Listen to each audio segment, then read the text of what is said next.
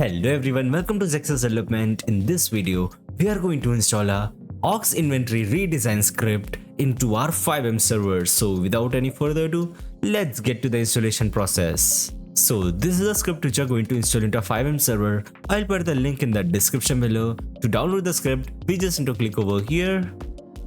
Then click on code and download the script. After downloading it, we just need to extract the file into our FiveM resource folder. So I'll be extracting it over here. Just like this. Now rename the file and remove the main from the name. Now in the GitHub, we have to copy this line of code from here. Now open your aux inventory folder.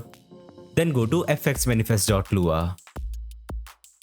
Then we have to copy that line of code over here. Just like this. Now press Ctrl Save. Now open the inventory's redesign script.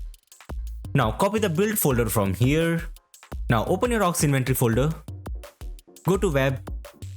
Then delete the build folder from here. Then paste that build folder which we just copied over here.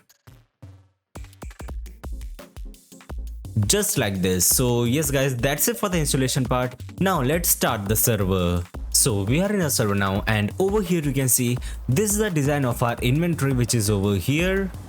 Now let's access the shop which is over here and see how the UI looks like. So when you open the shop, it will look like this over here, as you can see. Now let's drop the item on the ground. We just need to right click on the item, then click on drop. So as you can see, this is how you can drop the item in the ground. So yes guys, that's it for today's video. I hope you enjoyed the video. If you enjoyed the video, make sure to like the video and subscribe to the channel for more videos related to FiveM development. Goodbye.